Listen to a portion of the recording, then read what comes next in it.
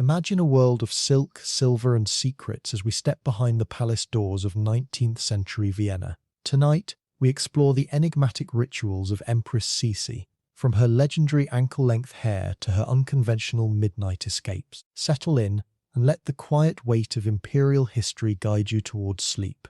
And honestly, if you tried to keep up with her 3-hour morning hair routine, you probably won't survive this. Your arms would give out somewhere around minute 45. So, before you get comfortable, take a moment to like the video and subscribe, but only if you genuinely enjoy what I do here. Wherever you are in the world, drop a comment with your location and local time. It's always lovely to know who's drifting off alongside me. Now, dim the lights, maybe turn on a fan for that soft background hum, and let's ease into tonight's journey together. You trudge softly through the cool, marble-floored corridors of the Hofburg Palace, the air thick with the scent of beeswax and distant rosewater. Morning light, pale and tentative, filters through tall windows draped in heavy velvet, casting long, lazy shadows that stretch across ornate carpets. It's just before 6 and Vienna is still rubbing sleep from its eyes, but within these imperial walls, the day has already begun. Not with fanfare, but with a whisper. You pause outside a set of double doors carved with intricate Habsburg eagles and listen. Inside, the only sound is the gentle, rhythmic swish of a silver-bristled brush moving through hair. So much hair. You step inside and there she is. Empress Elisabeth, known to the world as Sisi, seated before a gilded mirror, her back to you, a cascade of chestnut waves spilling down past her waist, past her knees, pooling like liquid silk on the velvet stool at her feet. This is not a quick tidy-up before breakfast. This is a ritual, a sacred 3-hour ceremony dedicated solely to the care of her legendary tresses. You watch as her head lady-in-waiting, a woman whose hands move with the precision of a master clockmaker, begins the painstaking work. First, a mist of violet-scented water, lightly sprayed to detangle without breaking a single strand. Then the brush, never a comb, for Sisi believed combs caused split ends, gliding from the very tips upward, inch by patient inch. You can almost feel the tension in your own scalp just watching, the gentle pull, the soft sigh of hair surrendering to order. Historical records confirm that Sisi's hair measured over 2 feet in length, well into her 40s, a feat that required not just genetics but an almost monastic devotion to maintenance. She washed it only once every 2 weeks, using a mixture of egg yolks and cognac, a quirky, fringe tidbit that sounds more like a fancy cocktail than a beauty treatment, but apparently it worked. The smell alone must have been an experience. You notice the room is kept deliberately cool, a strategic choice to keep her hair from frizzing in the heat. Attendants move like ghosts, placing fresh linens, adjusting the angle of the mirror, never speaking above a murmur. And yet within this hush there is sound. Not just the brush, but the soft cadence of Sisi's voice, reciting poetry in Greek, then French, then Hungarian. She studied constantly, using these quiet morning hours to feed a mind that the Viennese court often underestimated. You lean in and catch a line from Heine whispered in German, followed by a pause, a sigh, then a stanza from a Hungarian folk ballad. It's a private performance, a mental escape woven into the physical ritual. Historians still argue whether her obsession with beauty and intellect was a form of self-expression or a desperate attempt to control a life dictated by court protocol. You get the sense, watching her eyes meet her own reflection, that it was both. A way to carve out a self in a world that demanded she be only a symbol. The 3 hours stretch, slow and hypnotic. Your own breathing begins to sync with the rhythm of the brush. Swish, pause, swish. The light in the room changes, growing warmer, gilding the edges of her hair until it looks less like hair and more like a halo spun from copper and shadow. You think about the weight of it. All that length, all that care. Court diaries mention that Sisi would sometimes braid her hair into elaborate crowns, weaving in fresh violets, her favourite flower. Other days, she'd let it flow loose, a deliberate contrast to the stiff, powdered wigs still favoured by older aristocrats. It was a statement, subtle but clear. She was modern, natural, untamed. Even her beauty routine was a quiet rebellion. You feel a strange calm settle over you, the kind that comes from witnessing something done with absolute, unhurried intention. There's no rush here, no notifications pinging, no deadlines looming, just hair and poetry, and the soft, steady passage of time. As the final strokes are applied, the head lady-in-waiting steps back, nodding almost imperceptibly, and the hair follows, moving like a single living entity. She turns, and for a moment you see not the empress, not the icon, but a woman who has just completed a small daily act of preservation. You wonder what she's preserving, not just her beauty, but perhaps a sense of autonomy. In a palace where every move was scripted, every word overheard, this 3-hour window was hers alone. You follow as she glides toward the next part of her mourning, the heavy skirts of her dressing gown whispering against the floor. The hair is done, but the day with all its hidden rituals is just beginning. And you, dear listener, are right there with her, stepping softly from the sanctuary of stillness into the gentle momentum of what comes next. You stay close as Sisi moves from the grooming chamber into a smaller, sun-dappled alcove tucked away from the main corridors. The air here is different, lighter, scented with lemon verbena and the faint, inky smell of old paper. A writing desk, modest by imperial standard, sits beneath a window overlooking the palace gardens. This is her sanctuary within the sanctuary, a space where the empress becomes something else entirely. A student, a poet, a woman chasing thoughts that have nothing to do with court intrigue or dynastic duty. You settle into a plush armchair, the velvet soft against your skin, and watch as she picks up a slim volume bound in worn leather. It's a collection of Heine's poems, the pages dog-eared at her favourite passages. Her voice, when she begins to read, is low and melodic, almost a hum. She switches languages effortlessly. German for the romantic verses, French for the sharp, more ironic lines, then Greek, ancient and flowing, for the classical odes she adores. You notice her lips moving slightly even when she's silent, rehearsing pronunciation, savouring the rhythm of foreign syllables. Sisi was fluent in at least 4 languages beyond her native German: Hungarian, which she learned passionately after marrying into the Habsburgs; French, the language of European diplomacy; English, which she picked up from governesses; and ancient Greek, a personal obsession she pursued with a private tutor. Mainstream historical accounts confirm that she often conducted correspondence in Hungarian to connect more deeply with her subjects there, a political gesture wrapped in personal sincerity. But here, in this quiet alcove, language isn't about politics, it's about escape. Each word is a step away from the suffocating expectations of Vienna, a tiny rebellion spoken in iambic pentameter. You lean in as she murmurs a line in Hungarian, the consonant soft and rolling, then pauses to jot a note in the margin with a silver-tipped pencil. The sound of graphite on paper is crisp, intimate. Attendants hover at a respectful distance, pretending not to listen, but you catch the faintest smile on one lady's face. She's heard this before, the empress losing herself in verse while the empire waits. It's a quirky, fringe tidbit that court records sometimes mention. Sisi kept a private lexicon, a little notebook where she'd write down unusual words from different languages that she found beautiful, regardless of meaning. Words like susurrus in English or merengue in Spanish, just for the way they felt on her tongue. You can almost hear her whispering them now, testing their weight, their music. Historians still argue whether her linguistic prowess was a genuine intellectual pursuit or a carefully curated performance to distinguish herself from the more conventional Habsburg women. You watch her eyes, though, the way they light up when she finds a particularly perfect phrase, and it feels real. This isn't for show. This is for her. The poetry becomes a bridge between her inner world and the outer one she must navigate.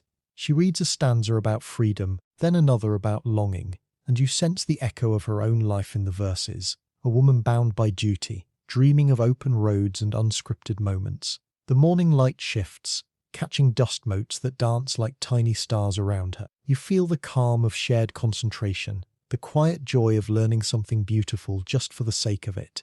As she reads, she sometimes pauses to recite from memory, closing her eyes, letting the words fill the space. You notice her fingers tracing the embossed cover of the book, a tactile connection to the thoughts within. It's a reminder that for Sisi, beauty wasn't just visual, it was auditory, linguistic, intellectual. She surrounded herself with art, poetry, music, not as decorations but as sustenance. You think about how different this is from the typical image of a 19th century empress, often portrayed as a passive figure in elaborate gowns. Here she's active, engaged, hungry for knowledge. And you, listening in the soft glow of this imperial morning, feel that hunger too, not for power or prestige, but for the simple, profound pleasure of a well-chosen word. The multilingual whispers continue, a gentle soundtrack to the turning pages. You catch fragments, a French line about the sea, a Greek phrase about stars, a Hungarian folk rhyme about spring. Each language carries a different emotion, a different shade of meaning. Sisi moves between them like a dancer, graceful and intuitive. You wonder if she ever felt overwhelmed by all these voices in her head, or if they were a comfort, a chorus that kept her company in a lonely palace. Mainstream history tells us she was known to quote poetry in conversation, often surprising diplomats with apt classical references. But here in private there's no audience. Just her, the poems, and the quiet companionship of languages that understand her in ways people sometimes don't.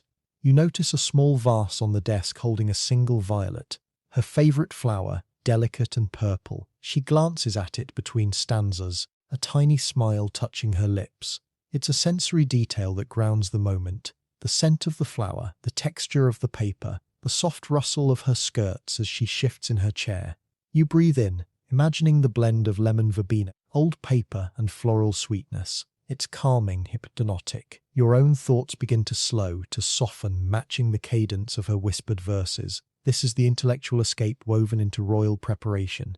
Not a dramatic flight, but a gentle inward turn, a gathering of strength through beauty and words. As the morning wears on, the poetry session winds down. She closes the book with a soft click, places it carefully back on the shelf, and takes a moment to simply sit in silence. You feel that silence too, heavy and peaceful, like a blanket settling over the room. The multilingual whispers have faded, but their echo lingers, a resonance in the air. You understand now that this wasn't just about studying. It was about creating a mental space where she could be free, if only for a little while.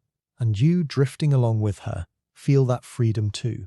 The freedom to listen, to wonder, to let words wash over you without the need to analyze or respond. Sisi rises, smoothing her dressing gown and moves toward the door. The poetry alcove recedes behind you, but the calm it cultivated stays with you, a gentle hum in your mind. You follow her out, back into the broader flow of the palace, but the rhythm of those whispered verses still pulses in your ears, a soft, steady beat that guides you forward. The next ritual awaits, but for now, you carry this quiet with you, a pocket of peace in the imperial day. You follow Sisi as she leaves the poetry alcove, the quiet resonance of whispered verses still clinging to the air like a soft perfume. The corridors of the Hofburg stretch before you, long and echoing, but her pace quickens, not with urgency, but with purpose. You notice a subtle shift in her posture, a gathering of energy, as if the stillness of the morning grooming and the intellectual calm of poetry were merely the prelude to something more demanding. She leads you down a less frequented wing of the palace, where the tapestries are heavier, the light dimmer, and the silence feels intentional. You pause as she approaches a particularly ornate wall hanging, depicting a grand Habsburg hunt scene, and with a gentle tug she pulls it aside. Behind it, hidden from courtly view, is a door. You step through, and the air changes again, this time to the faint scent of leather, polished wood, and clean sweat. This is her private gymnasium, a secret sanctuary tucked behind the opulence of imperial life. You look around, taking in the modest but purposeful space. Wooden rings suspended from the ceiling, a narrow balance beam resting on sturdy supports, sets of light dumbbells arranged neatly on a rack. It's not the grand, marble-floored exercise halls you might imagine for royalty. It's functional, almost austere. Mainstream historical accounts confirm that Sisi was obsessed with physical fitness, maintaining a rigorous routine that included gymnastics, fencing, and hours of walking. She installed this private gym in the Hofburg specifically to avoid the prying eyes of courtiers who found her athletic pursuits unladylike. You run a hand over the smooth wood of the parallel bars, feeling the slight wear from years of use. It's a quirky, fringe tidbit that she reportedly practiced, hanging from the rings for minutes at a time, building the upper body strength that allowed her to perform graceful, almost acrobatic movements, a skill that astonished those few who were ever allowed to witness it. You watch as Sisi changes into a simpler gown, one designed for movement, the fabric light and flexible. She begins with stretches, slow and deliberate, each motion flowing into the next like a quiet dance. You join her in spirit, feeling the gentle pull in your own muscles as you mimic her poses. The morning light from a high, narrow window catches dust motes that swirl around her, creating a soft, dreamlike haze. She moves to the rings, gripping them firmly, and lifts herself with a controlled grace that speaks of years of practice. There's no strain in her face, only focus. You notice her breathing, a counterpoint to the soft creak of the leather straps. This isn't exercise for vanity, though her famous silhouette was certainly a byproduct.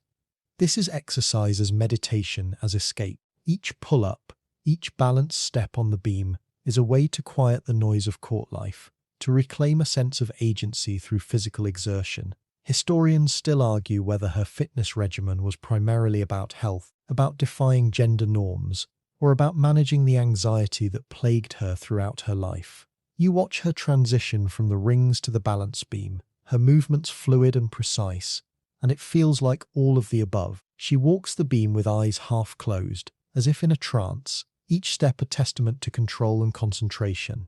You can almost hear the whisper of her slippers on the wood, the soft exhale as she maintains her equilibrium. It's hypnotic, this blend of strength and serenity.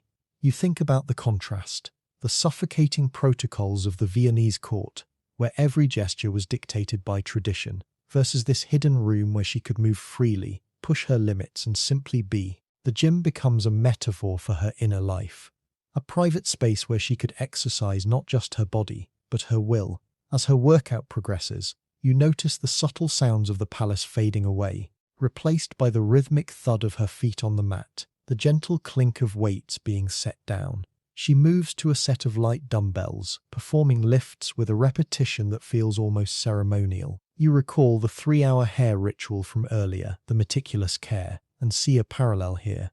Both are acts of devotion, but where the grooming was about preservation, this is about transformation. She's not just maintaining her image, she's forging her strength. Mainstream history tells us that Sisi's fitness routine was legendary among her contemporaries, with ambassadors and courtiers whispering about the Empress, who could outwalk, outride, and outlast anyone in her circle. But here, in this private moment, there's no audience, just her, the equipment, and the quiet satisfaction of effort. You think about the ladies-in-waiting who would later accompany her on those famous fast-paced walks through the Prater Woods or the hills of Gödöllő. Court diaries describe them struggling to keep up, breathless and flushed, while Sisi strode ahead, seemingly tireless. You can imagine it now, the crisp air of the forest, the crunch of gravel underfoot, the Empress moving with a determination that left her attendants in her wake. It wasn't just about fitness, it was about freedom. On those walks she could think, could breathe, could escape the gilded cage of the palace. You feel a kinship with those weary ladies-in-waiting, but also with Sisi herself. The urge to move, to push forward, to leave the weight of expectation behind, if only for an hour. The workout in the hidden gym winds down with a series of slow, cooling stretches. Sisi moves like water, each motion deliberate and fluid. You notice the sheen of perspiration on her brow, not from exhaustion, but from the honest effort of a body well used. She takes a moment to stand still, eyes closed, breathing deeply. The quiet in the room is profound, a silence that feels earned. You breathe with her, in and out, feeling your own tension melt away. This is the meditative escape woven into physical conditioning. Not a frantic burn, but a mindful release. The ornate tapestries still hang outside the door, hiding this sanctuary from the world. But within these walls, Sisi has carved out a space where she can be strong, capable, and free. As she finishes, she drapes a light shawl over her shoulders and moves toward the hidden door. You follow, stepping back into the corridor, the opulence of the Hofburg wrapping around you once more. But the calm from the gym stays with you, a steady pulse beneath the surface of imperial grandeur. You understand now that for Sisi, physical exertion wasn't just about maintaining her famous figure. It was a language of its own, a way to speak to herself when words weren't enough. The rings, the beam, the weights.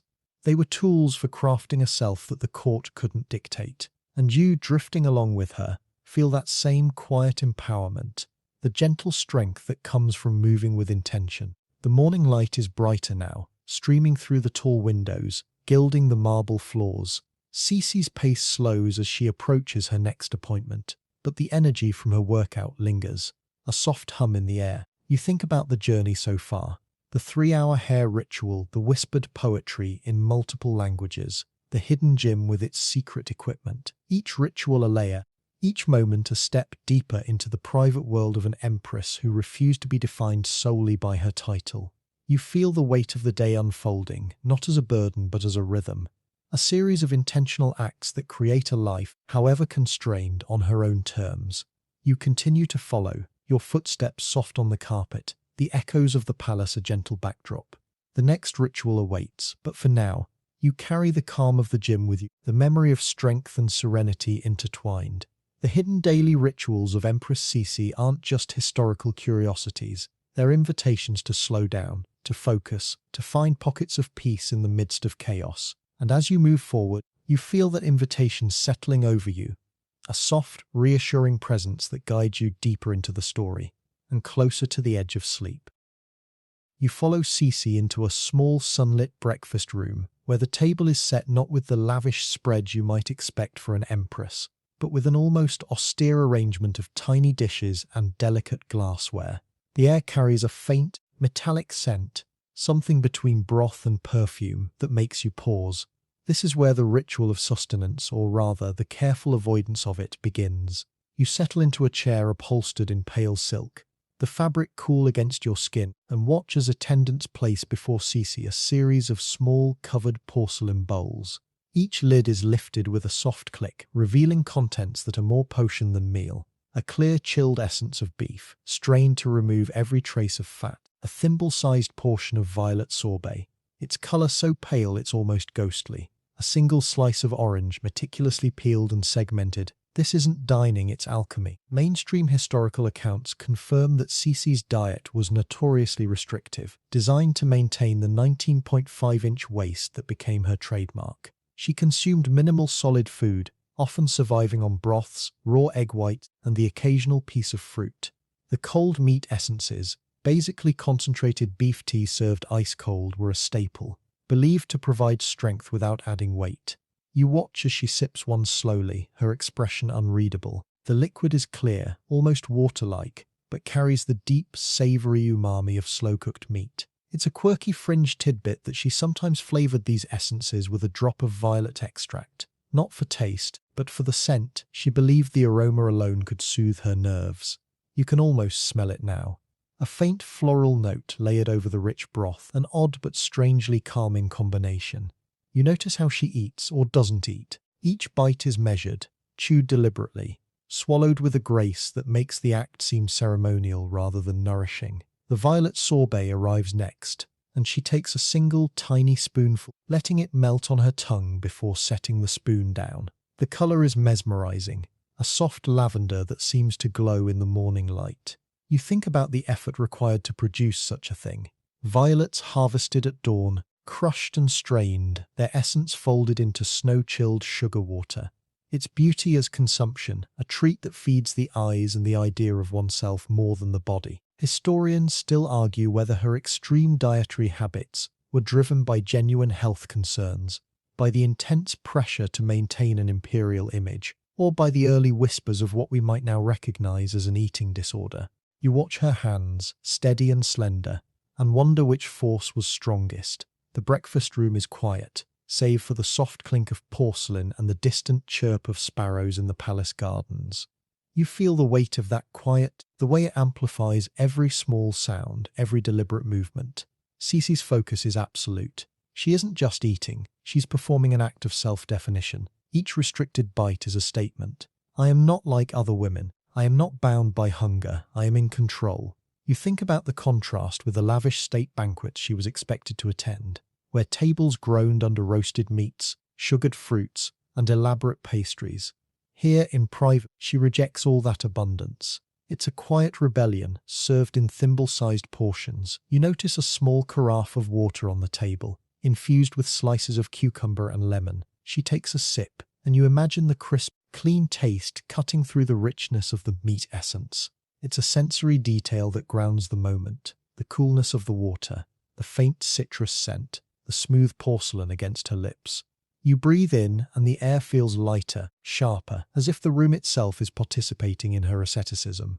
This isn't about deprivation, not entirely. It's about refinement of body, of will, of identity. She's sculpting herself, bite by tiny bite, into the image she wishes to project to the world. As the meal winds down, an attendant brings a small silver tray holding a single, perfect violet. Sisi picks it up, holds it to her nose, and inhales deeply. The gesture is so simple, so intimate, that you feel like you're witnessing something private, something not meant for court diaries or public consumption. You recall the violet-scented water used in her hair ritual, the violet sorbet, the violet extract in her broth. This flower isn't just a favorite, it's a motif, a thread woven through her daily life. You wonder if it represents something to her: fragility, resilience, beauty that thrives in shade. Mainstream history tells us that Sisi was known for her love of violets, often wearing them in her hair or carrying them as a personal emblem. But here, in this quiet breakfast room, the connection feels deeper, more personal. It's a sensory anchor, a reminder of a self that exists beyond the imperial title. You think about the physical toll of such a diet. Court physicians sometimes expressed concern, but Sisi was adept at deflecting their worries with charm or distraction. She believed that lightness of body led to lightness of spirit, that by consuming almost nothing, she could float above the heaviness of court life. You can almost feel that lightness yourself, a gentle buoyancy that comes from imagining a body unburdened by excess. But there's also a fragility to it, a tension between strength and vulnerability. Historians still argue whether her thinness was a source of empowerment or a cage of its own making. You watch her rise from the table, her movements fluid and effortless, and it's impossible to say for sure. The breakfast ritual concludes with a final tiny sip of water. Sisi places the glass down with a soft click, and the attendants silently clear the table. The room feels different now, the air lighter, as if the act of such minimal consumption has purified the space. You stand with her, feeling a strange mix of admiration and concern. This isn't just about beauty, it's about philosophy. Every restricted meal is a meditation on control, on identity, on the desire to transcend the ordinary limits of the human body. And you, drifting along with her, feel that meditation seeping into your own thoughts, slowing your breath, softening your edges. As she leaves the breakfast room, the morning light catches the delicate lines of her silhouette, a testament to the rituals you've just witnessed. You follow, carrying with you the quiet intensity of that meal, the taste of cold essence, the scent of violet, the profound calm of restraint. The next ritual awaits, but for now, you hold on to this moment of ascetic beauty, letting its gentle discipline guide you deeper into the story and closer to the soft embrace of sleep. You follow Sisi from the breakfast room into a private dressing chamber, where the air is warm and carries the rich, earthy scent of leather, beeswax, and lavender sachet. The room is softly lit by a crystal chandelier whose flames flicker gently, casting dancing shadows on walls lined with wardrobes of dark walnut.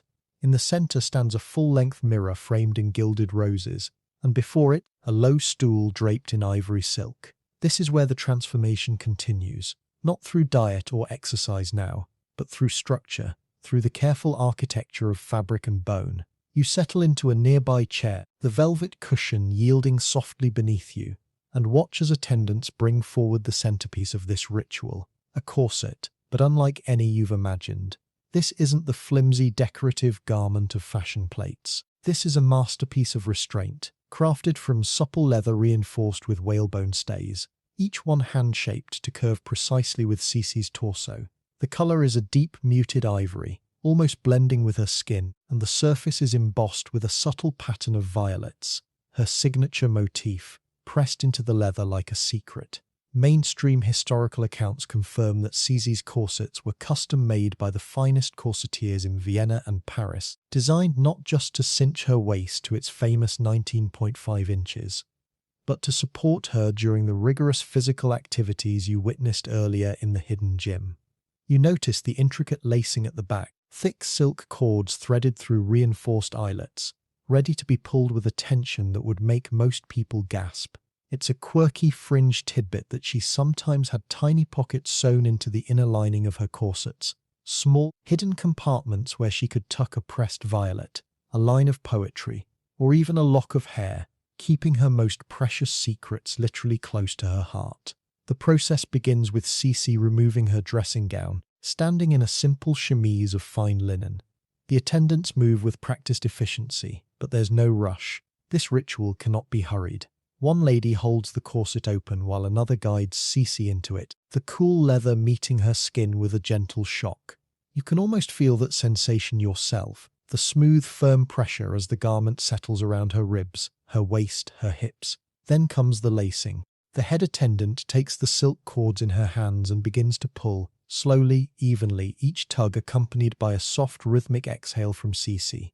The sound is hypnotic, the whisper of silk through eyelets, the creak of leather adjusting, the faint rustle of petticoats as Sisi shifts to help the process. You notice her face in the mirror, calm, focused, eyes half closed as if in meditation. This isn't pain, it's precision. Each increment of tightness is a step towards the silhouette she has chosen, a physical manifestation of will. Historians still argue whether Sisi's obsession with extreme corsetry was primarily about adhering to beauty standards, about creating a sense of physical control in a life where so much was dictated by others, or about providing actual support for her spine during her demanding athletic routines.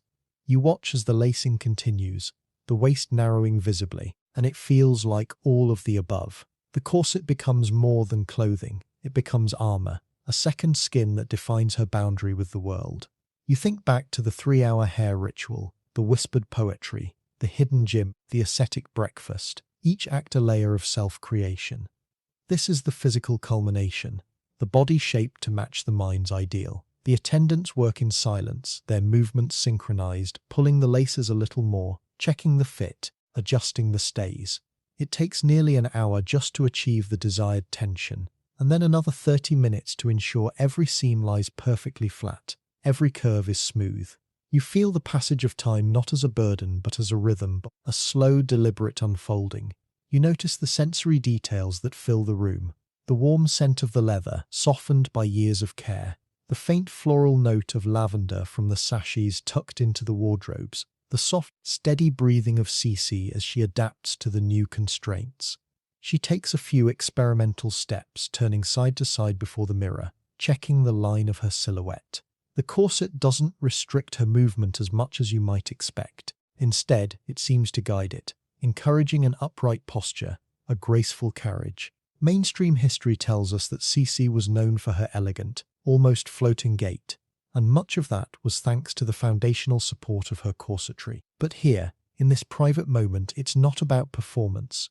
It's about alignment, of body, of intention, of identity. You can almost feel the gentle pressure around your own ribs as you watch, a comforting embrace rather than a confinement. As the final adjustments are made, an attendant brings a small silver tray holding a vial of lavender oil. With a feather-light touch, she dabs a drop along the inner edge of the corset where it meets Sisi's skin, a soothing gesture to prevent chafing during the long day ahead.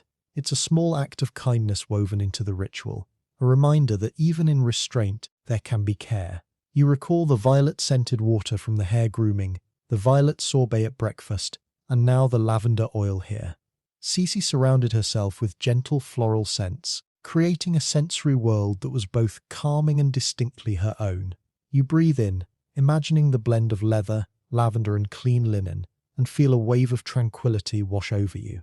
This is the quiet luxury of attention to detail, of crafting an experience that engages all the senses. The corset is now perfect. Sisi stands tall, her silhouette a study in elegant restraint. She runs a hand over the smooth leather at her waist, a gesture of satisfaction, of ownership. This garment, restrictive as it is, belongs to her. It was made for her body, for her life, for her choices. You think about the contrast with the court gowns that will soon be layered over it, elaborate constructions of silk, lace, and embroidery that speak to her imperial role. But underneath it all, this leather corset is the foundation, the secret structure that holds everything together. It's a quirky, almost intimate detail that she reportedly had a different corset for each activity, a slightly more flexible one for riding, a reinforced one for gymnastics, and an especially tight one for formal portraits. Each was a tool, tailored to a specific purpose, yet all served the same end, to shape the Empress into the image she wished to project. You feel the weight of that intention, not as a burden but as a focus. The corset isn't just about beauty, it's about philosophy. It's a physical language for expressing control, discipline, and self-definition in a world that constantly sought to define her. Historians still argue whether such extreme garments were ultimately liberating or limiting for women like Sisi. You watch her take a deep, careful breath, the corset rising and falling with her chest, and it seems like both. It restricts, yeah, but it also empowers. It confines, but it also clarifies. You understand now that for Sisi, the corset was less about conforming to external expectations and more about creating an internal sense of order, a wearable meditation on who she chose to be. As the dressing chamber ritual winds down, attendants begin to bring forward the next layers: petticoats, stockings, the first hints of the day's gown. But the corset remains, the invisible architecture beneath it all. You stand with Sisi, feeling the quiet satisfaction of a task completed with care and precision. The morning light has grown warmer, streaming through the windows to gild the edges of the mirror, the leather, the silver tray. You carry with you the sensory memory of this moment. The scent of lavender and leather, the sound of silk lacing, the sight of a silhouette perfected through patience. It's a calming image, one that lingers in the mind like a soft, steady heartbeat. You follow as Sisi moves toward the next phase of her preparation, the corset a constant, gentle presence beneath her clothing. You feel its influence not as a constraint, but as a foundation, a reminder that sometimes structure can create freedom. And as you drift along with her, you let that thought settle over you, a soothing notion that guides you deeper into the story and closer to the peaceful edge of sleep. You stay close as Sisi moves from the dressing chamber into a quieter, more intimate space, a small sitting room adorned with soft furnishings and the faint, lingering scent of the lavender oil from her corset. The morning light here is diffused through gauzy curtains, casting everything in a gentle, dreamlike haze. She settles onto a chaise lounge upholstered in dove-grey silk, the corset beneath her gown, providing that familiar, firm support you just witnessed being laced into place. You take a seat nearby, feeling the plush cushion embrace you, and notice how she rests a hand lightly on her waist, not in discomfort, but in acknowledgement. This is where the physical ritual transforms into something deeper, where leather and bone become a language for emotions too complex for words. You watch as her gaze drifts to a small writing desk in the corner, where a stack of handwritten verses lies tied with a violet ribbon. The corset, you realize, isn't just shaping her body, it's holding her together. Mainstream historical accounts confirm that Sisi often spoke of feeling trapped by the rigid expectations of court life, yet she rarely voiced these feelings openly. Instead, she channeled them into her appearance, her routines, her relentless pursuit of a controlled exterior. The corset becomes a metaphor made tangible, restrictive, yes, but also protective. It creates a boundary between her inner self and the world that demands so much from her. You think back to the hidden gym, the ascetic breakfast, the whispered poetry, each ritual a thread in a larger tapestry of self-preservation. The corset is the warp that holds them all in place. You notice a small, almost imperceptible sigh escape her lips as she shifts slightly on the chaise. It's not a sound of pain but of release, a momentary acknowledgement of the tension she carries, both physical and emotional. It's a quirk, fringe tidbit that Sisi sometimes had her corsets lined with soft silk printed with her favourite poems, so that the words rested against her skin throughout the day, a secret comfort hidden beneath layers of imperial grandeur. You can almost imagine it. A line from Heine or a Hungarian folk rhyme pressed gently against her ribs, a private mantra woven into the very structure of her garment. It's a beautiful, melancholy detail that speaks to her need for solace in a life where solitude was a luxury. You feel that need yourself in this quiet room as the morning stretches on. Historians still argue whether Sisi's obsession with control, through diet, exercise, corsetry, was a healthy coping with unrest. You watch her fingers trace the embroidery on the chaise, a pattern of intertwining vines, and it feels like both. The corset restricts her breath, yes, but it also gives her a sense of definition, of edges in a world that often felt formless and demanding. You think about the Viennese court with its endless ceremonies, its gossip, its political machinations. For Sisi, the corset was a way to carve out a space that was hers alone, a physical reminder that she could still dictate terms even if only to her own body. It's a powerful, quiet rebellion, to be constrained by choice, not by circumstance. You breathe in the soft air of the room, scented now with a blend of lavender, leather, and the faint floral note of the violets that always seem to be nearby. The sensory details ground you in the moment. The smooth silk under your fingertips, the gentle creak of the corset as Sisi moves, the distant chime of a palace clock marking the hour. It's calming, this attention to the small, the intimate. You recall the 3-hour hair ritual from part 1, the meticulous care, and see a parallel here. Both are acts of devotion, but where the grooming was about external beauty, this is about internal architecture. The corset isn't just worn, it's inhabited. It becomes a second skin, a wearable meditation on control and release. You notice Sisi picking up one of the handwritten verses from the desk. She doesn't read it aloud, she simply holds it, her thumb brushing the edge of the paper. The poem is likely one of her own. She wrote hundreds, mostly melancholic reflections on freedom, loss and longing. Mainstream history tells us that Sisi's poetry was deeply personal, often exploring themes of confinement and the desire for escape. You can feel that theme echoing in the corset at her waist, a physical manifestation of the very tensions she wrote about. The garment holds her in, even as her words reach out. It's a poignant contradiction, one that defines so much of her life. You think about how we all wear our own versions of corsets, expectations, routines, habits that shape us, sometimes comfortingly, sometimes confiningly.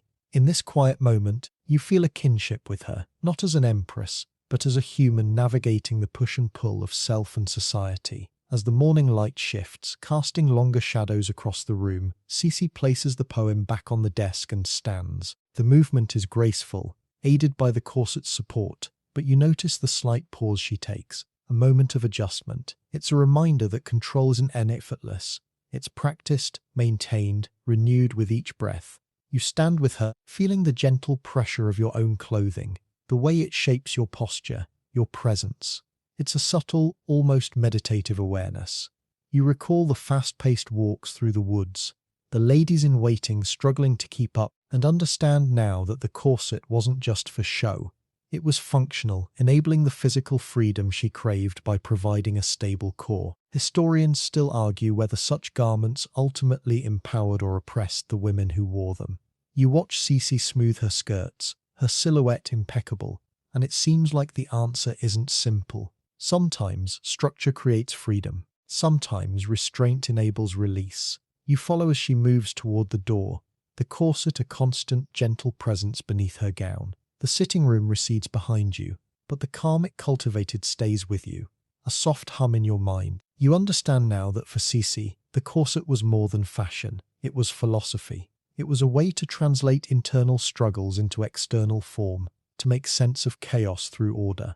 And you, drifting along with her, feel that translation happening in your own thoughts. A gentle sorting of tensions, a quiet acceptance of the structures that shape your life. The corridors of the Hofburg await, with their marble floors and gilded ceilings, but the intimacy of this moment lingers. You think about the journey so far in part 2.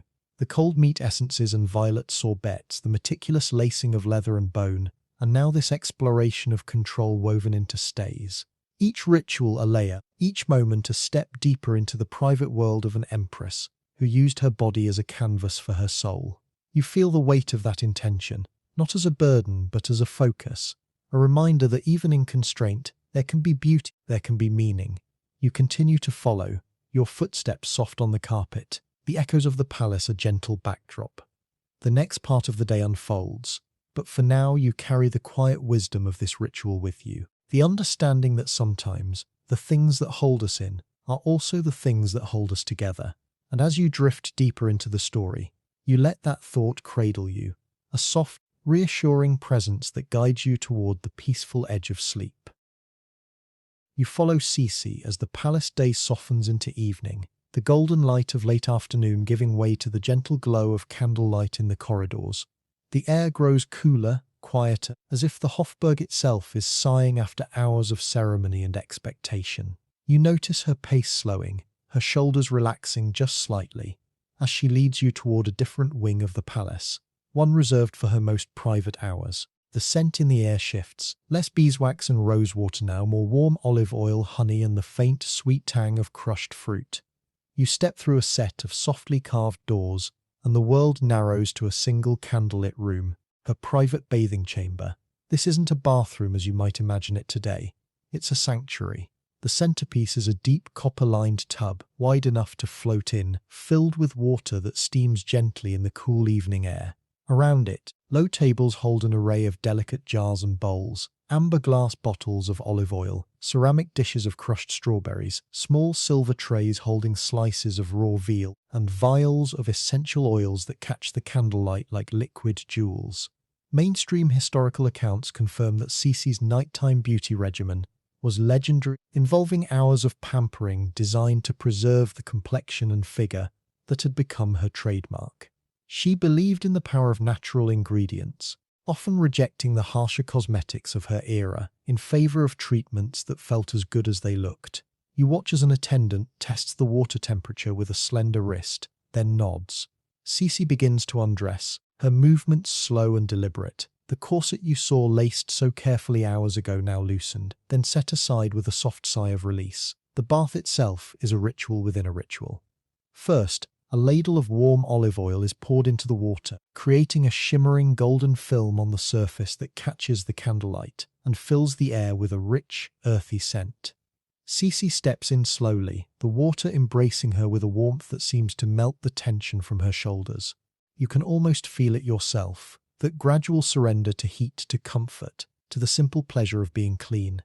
She settles into the tub with a soft exhale, her eyes closing for a moment as she lets the day slip away. It's a quirky, fringe tidbit that she sometimes added a few drops of violet essence to her bathwater, not just for fragrance, but because she believed the scent could help her dream more vividly, a small, poetic hope woven into her self-care.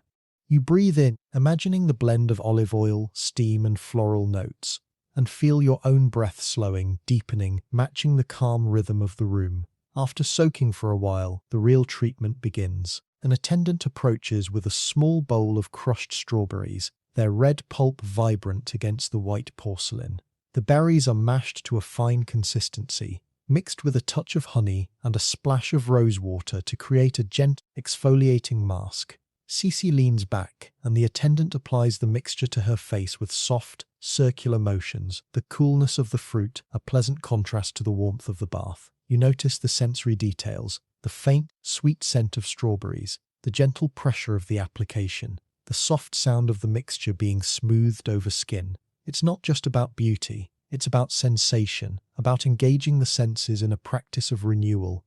Mainstream history tells us that Sisi was known for her flawless complexion well into middle age, and much of that was attributed to her consistent natural skincare routines. But here, in this private moment, it feels less like maintenance and more like meditation. You watch as the strawberry mask is left to sit for a few minutes, during which another attendant prepares the next treatment. Thin slices of raw veal, chilled and tender, to be placed over her eyes and cheeks. It sounds strange to modern ears, a quirky, fringe detail that court diaries sometimes mention with a mix of fascination and disbelief. But Sisi believed in the tightening, nourishing properties of the meat. The coolness against her skin is said to reduce puffiness, while the natural collagen was thought to promote elasticity. You can almost feel that cool, smooth texture yourself, the gentle weight of the slices resting on her face. It's an unusual image, yes, but there's a logic to it. Using what nature provides, trusting in simple, time-honored remedies. Historians still argue whether Sisi's elaborate beauty rituals were driven by genuine belief in their efficacy, by the intense pressure to maintain an imperial image, or by a deeper need for ritualistic comfort in a life filled with uncertainty. You watch her lying there, eyes closed beneath the veil, face serene, and it feels like all of the above. The bathing chamber is quiet, save for the soft lap of water, the gentle clink of porcelain, and the distant chirp of night insects beyond the palace windows. You feel the weight of that quiet, the way it amplifies every small sound, every deliberate movement. Sisi isn't just being pampered, she's engaging in a practice of self-reclamation. After a day of court duties, political tensions and public scrutiny, this hour is hers alone. A time to tend to herself without expectation or performance. You think about the contrast with the lavish state banquets and formal receptions she attended, where every gesture was observed, every word weighed. Here, in the candlelit steam, she can simply be. The olive oil, the strawberries, the veal. They're not just ingredients. They're tools for creating a boundary, a space where she can breathe. As the treatments progress, you notice the subtle shifts in the room, the candles burning lower, their flames dancing in the humid air, the scent of olive oil deepening, mingling with the sweetness of fruit and the clean mineral smell of steam. An attendant brings a soft linen cloth, warmed in water infused with lavender, and gently wipes the strawberry mask from Sisi's face, then removes the veal slices with careful hands. The skin beneath looks dewy, refreshed, glowing in the candlelight. It's a transformation, but not a dramatic one. Just a gentle return to itself, aided by nature and attention. You recall the violet-scented water from her morning hair ritual, the violet sorbet at breakfast, and now the violet essence in her bath. This flower isn't just a favourite, it's a thread woven through her entire day, a sensory anchor that connects her rituals into a cohesive whole. You think about the physical and emotional toll of the life Sisi led, the constant travel, the political pressures, the personal tragedies that marked her reign. These nighttime treatments weren't just about preserving beauty. They were about preservation, period. A way to care for a self that the world often saw only as a symbol. Mainstream historical accounts confirm that Sisi spent hours each evening on her beauty regimen, a commitment that speaks to its importance in her daily life. But here in this private chamber, it feels less like obligation and more like devotion. Each step, the warm bath, the fruit mask, the veal treatment, is an act of kindness toward herself, a reminder that she deserves care, even when the world demands so much. As the bathing ritual winds down, Sisi rises from the tub, water beading on her skin like liquid pearls. An attendant wraps her in a plush, warmed towel, the fabric soft against her freshly treated skin. She moves to a nearby vanity, where a mirror reflects her face in the candlelight, calm, clear, serene. You notice her touching her cheek gently, a gesture of satisfaction, of connection. This isn't vanity, it's acknowledgement. She's tended to herself, and for a moment that's enough. You feel that acknowledgement yourself in this quiet room as the evening deepens around you. The bathing chamber begins to cool as the candles burn lower, but the warmth of the ritual lingers. A soft glow in the air. You stand with Sisi as she prepares to move to the next part of her evening, the scent of olive oil and strawberries still clinging to her skin like a gentle perfume. You carry with you the sensory memory of this moment, the warmth of the water, the coolness of the fruit, the rich earthiness of the oil, the quiet calm of a woman reclaiming herself after a long day. It's a calming image, one that lingers in the mind like a soft, steady heartbeat. You follow as she steps out of the bathing chamber, into the soft darkness of the palace corridor. The next ritual awaits, but for now, you hold on to this moment of nighttime renewal, letting its gentle care guide you deeper into the story, and close to the peaceful edge of sleep. You follow Sisi from the bathing chamber into the heart of her private apartments, where the air itself seems to change texture. Softer, sweet, laden with the intoxicating perfume of roses and violets that hangs like a visible mist in the candlelit rooms. The corridor narrows, the marble giving way to plush carpets that swallow your footsteps, and the noise of the palace, distant footsteps, muffled conversations, the clink of silverware from late suppers fades into a hush so profound you can hear the gentle crackle of candle flames. This is her sanctuary, a world curated for solitude, where every detail is designed to soothe, to calm, to create a boundary between the empress and the empire. You settle onto a low divan draped in ivory silk, the fabric cool and smooth beneath your fingertips, and simply breathe. The scent is the first thing that envelops you, a complex, layered bouquet that seems to shift as you move through the space. Fresh roses, their petals just beginning to unfurl, sit in crystal vases on every surface, their fragrance rich and honeyed. But underneath that, lighter and more elusive, is the scent of violets. Delicate, powdery, almost melancholic in its sweetness. Mainstream historical accounts confirm that Sisi was obsessed with floral scents, particularly violets, which she believed had calming properties. and which she used to mask the less pleasant odours of 19th century city life. She kept fresh flowers in her rooms year-round, even in winter when they had to be imported at great expense from warmer climates. You notice small sachets of dried violets tucked into the corners of drawers, woven into the upholstery of chairs, even pressed between the pages of the books on her nightstand. It's a quirky fringe tidbit that she sometimes slept with a small pillow stuffed with violet petals beneath her head. Believing the scent could induce more peaceful, poetic dreams, a small, fragrant hope woven into her nightly rest. You watch as Sisi moves through the rooms with a familiarity that speaks of years of quiet evenings spent here. She pauses by a wide window draped in gauzy curtains that billow gently in the night breeze, and for a moment she simply stands there, looking out at the moonlit gardens of the Hofburg. The light from the full moon casts everything in silver, turning the formal parties into a dreamlike landscape of shadows and highlights. You can almost feel the cool night air on your skin, carrying with it the distant scent of damp earth and night-blooming jasmine. It's a sensory detail that grounds you in the moment. The soft rustle of the curtains, the gentle sigh of the breeze, the way the moonlight catches the dewdrops on the rose petals in the vase beside you.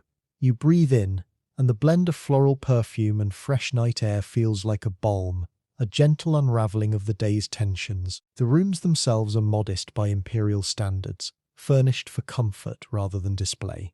Low tables hold stacks of books, writing materials, and small works of art that caught Sisi's eye. A carved ivory box, a sketch of the Greek countryside, a miniature portrait of her daughter. There are no grand portraits of Habsburg ancestors here, no symbols of dynastic power. This is a space for the self, not the office. You notice a small harp in the corner, its strings gleaming in the candlelight, and recall that Sisi was a skilled musician who often played for herself in the quiet hours. Mainstream history tells us that she composed simple melodies on the harp, often setting her own poems to music, creating a private soundtrack for her inner life. But here, in this moment, the harp is silent, waiting. The quiet is part of the ritual. You think about the contrast with the public rooms of the palace, where every object spoke of power, tradition, expectation. Here, in her private apartments, Sisi curated a world that reflected her inner landscape. Books of poetry in multiple languages, maps of places she longed to visit, sketches of landscapes that reminded her of freedom. It's a quirky fringe detail that she kept a small collection of seashells on one shelf, gathered from her travels to the Greek islands, each one a tangible memory of a moment when she felt untethered from court life. You run your eyes over the collection now, imagining the sound of the sea in their curves, the salt air on your skin. It's a small, personal treasure trove, hidden from public view. Historians still argue whether Sisi's devotion to her private apartments was a healthy retreat for self-care or a form of withdrawal that isolated her from the support she might have needed. You watch as she lights a small oil lamp with a soft, warmer glow than the candles, and it feels like both. The space allows her to recharge, to reflect, to reconnect with herself, but it also keeps the world at a distance. You notice how she moves through the rooms with a sense of ownership, of peace. This is her domain, a place where she can be Elizabeth, not just Empress. The floral scents, the moonlit windows, the quiet furnishings. They're not just decorations. They're tools for creating a mindset, an atmosphere conducive to introspection and rest. You breathe in the scent of roses again, deeper this time, letting the fragrance fill your lungs. It's calming, hypnotic. You recall the violet-scented water from her morning hair ritual, the violet sorbet at breakfast, the violet essence in her bath, and now the omnipresent violets here in her evening sanctuary. This flower isn't just a favourite, it's a motif, a thread that weaves through her entire day, connecting her rituals into a cohesive narrative of self-care. You wonder if she chose violets for their beauty, their scent, or their symbolism, modesty, faithfulness. The idea of beauty that thrives in shade. Mainstream historical accounts confirm that Sisi often wore violet jewellery, carried violet-scented handkerchiefs, and even had violet motifs embroidered into her personal linens. But here, in the quiet of her apartment, the connection feels more intimate, more personal. It's a sensory language, a way to speak to herself when words aren't enough. As the evening deepens, the candlelight grows softer, casting long, dancing shadows on the walls. You notice how the light catches the delicate embroidery on the cushions, the gilded edges of the books, the smooth curves of the porcelain vases. It's a visual symphony of softness, of warmth, of quiet beauty. You think about the sensory overload of court life, the bright lights of ballrooms, the loud music of orchestras, the constant chatter of diplomats and courtiers. Here, in this moonlit sanctuary, the senses are engaged, but gently, deliberately. The scent of flowers, the sight of moonlight, the sound of a distant nightingale, each is chosen, curated, to create a specific atmosphere, one of calm, of reflection, of peace. You watch as Sisi settles into a comfortable armchair near the window, pulling a light shawl around her shoulders. She doesn't reach for a book or a writing implement yet. She simply sits, breathing in the night air, watching the moon trace its path across the sky. It's a moment of pure being, of presence. You feel that presence yourself in this quiet room as the palace sleeps around you. The floral scents seem to deepen in the cool night air, becoming more pronounced, more comforting. You recall the warm olive oil bath from earlier, the crushed strawberry mask, the cool veal slices, and now this. The final layer of her evening ritual, the creation of a sensory environment designed to soothe the soul as much as the skin. Historians still argue whether Sisi's obsession with beauty and sensory pleasure was a form of self-care or a distraction from deeper unhappiness. You watch her face in the moonlight, serene, contemplative, and it feels like both. The roses and violets aren't just pretty smells, they're anchors, reminders of beauty in a world that often felt heavy. The moonlit windows aren't just views, they're portals to a larger world, a reminder that beyond the palace walls there are forests, seas, mountains, freedom. You think about how we all create our own sanctuaries, small spaces or rituals that help us recharge, reconnect, remember who we are beneath the roles we play. In this quiet moment you feel a kinship with her, not as an empress but as a human seeking peace in a noisy world. As the night wears on, the candles burn lower, their flames dancing in the gentle breeze from the open window.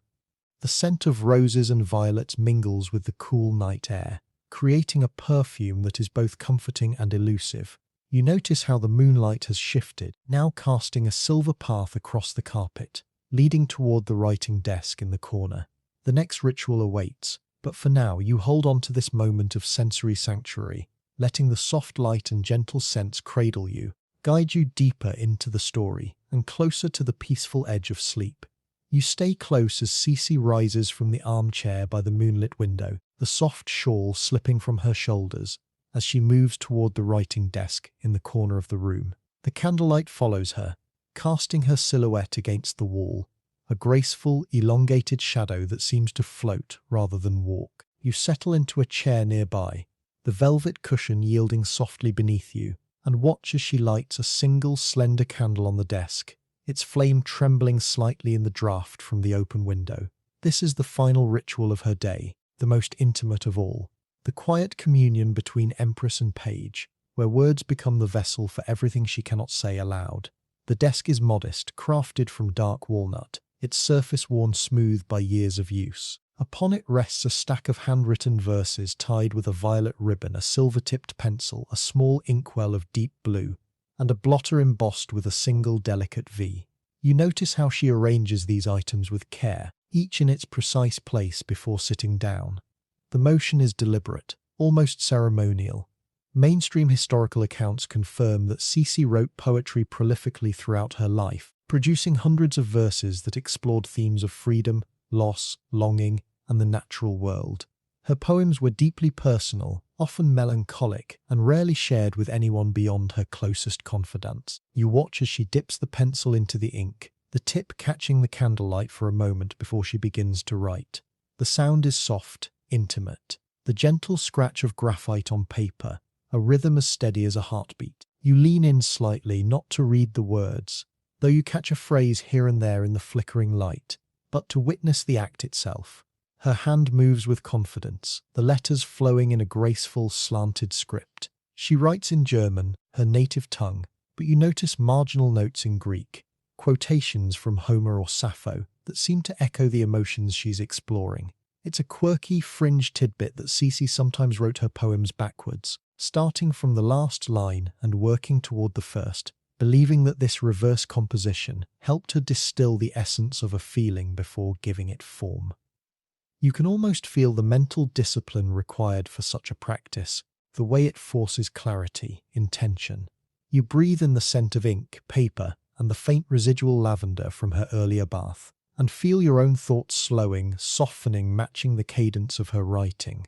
The room is quiet, save for the soft scratch of the pencil, the gentle rustle of paper as she turns a page, and the distant hoot of an owl in the palace gardens. You feel the weight of that quiet, the way it amplifies every small sound, every deliberate movement. Sisi isn't just writing poems.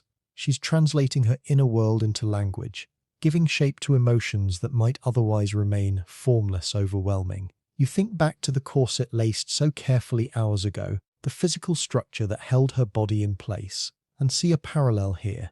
The poem becomes a structure for the soul, a way to contain and examine feelings too complex for casual conversation. Historians still argue whether Sisi's poetry was a genuine artistic outlet or a therapeutic exercise to manage the anxiety and depression that marked much of her life.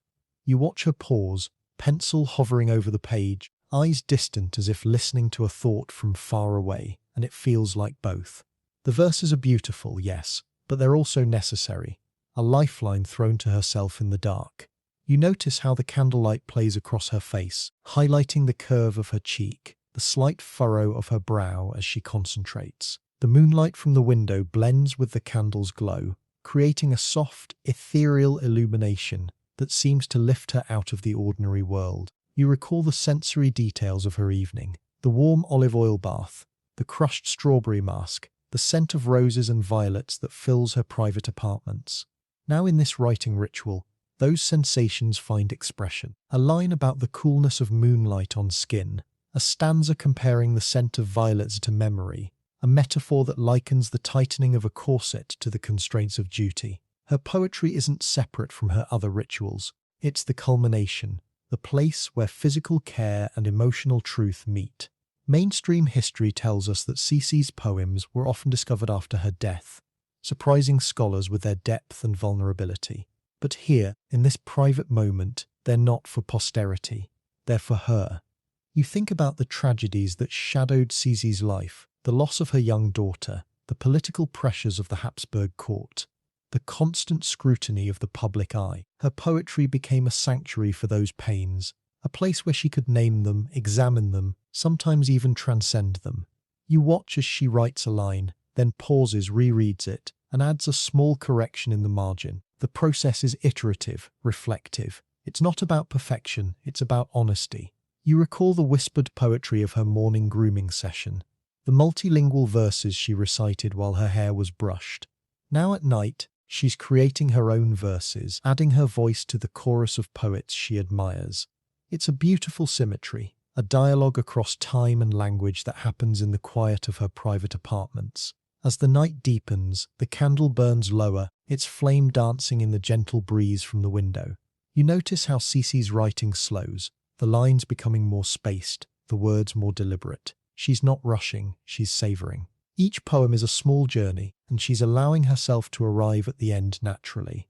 You breathe in the scent of ink and paper, mixed with the lingering floral perfume of the room, and feel a wave of tranquility wash over you. This is the quiet luxury of creation, of giving form to feeling without expectation or audience. You think about how we all have our own versions of this ritual, journaling, sketching, humming a tune, small acts of self-expression that help us process the day, connect with ourselves, find peace.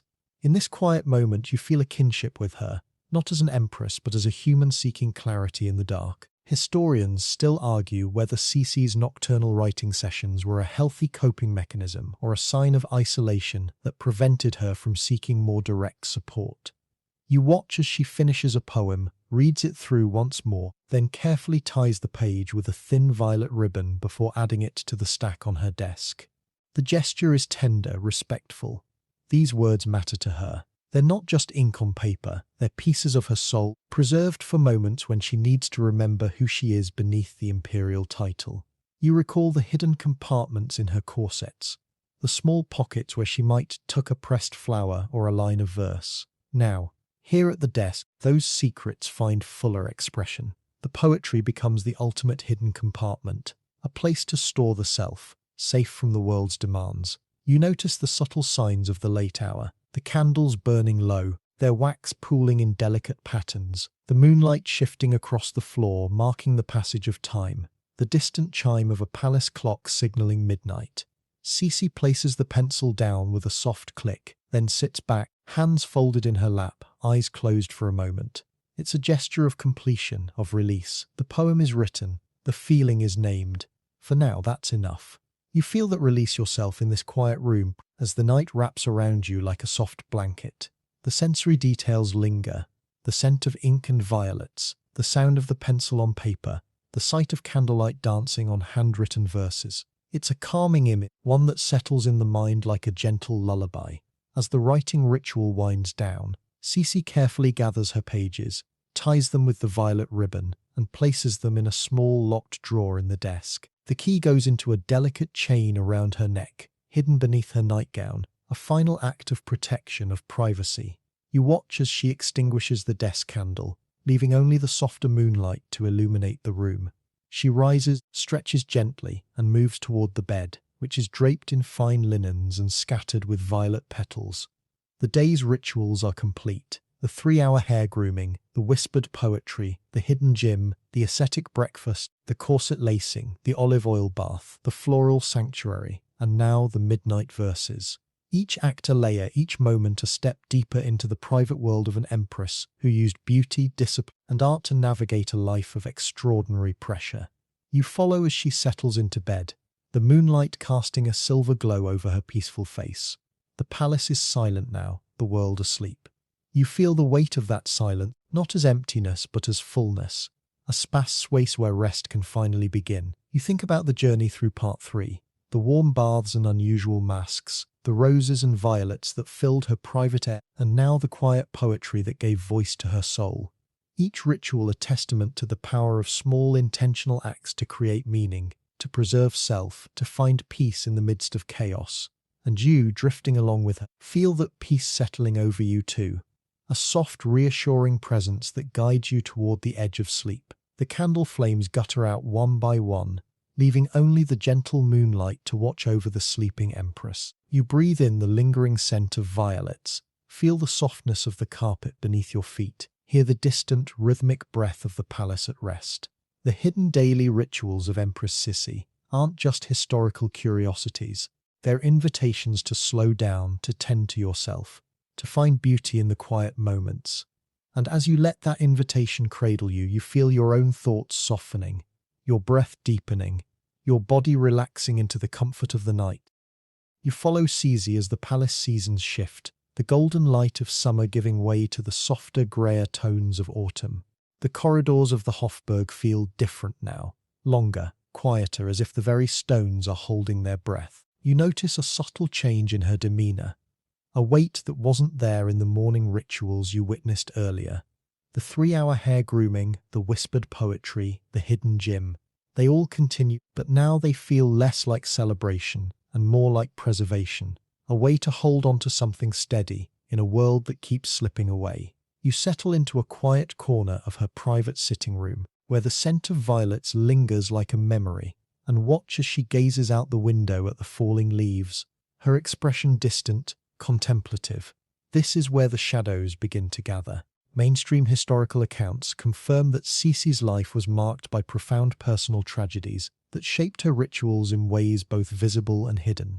The first blow came early, the death of her 2-year-old daughter, Sophie, in 1857 during a family trip to Hungary.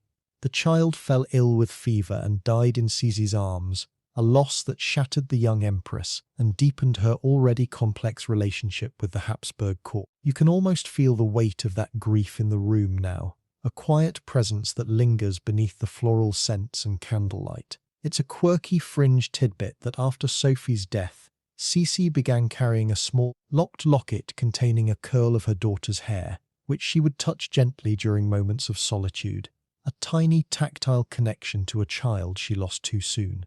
You notice how her hand drifts to her chest now, fingers brushing the fabric of her gown where such a locket might rest, and you understand. The rituals aren't just about beauty or control. They're about memory. You think back to the corset laced so carefully in part 2, the structure that held her body in place. Now you see it differently. That leather and bone wasn't just shaping a silhouette. It was holding together a heart that had been broken again and again.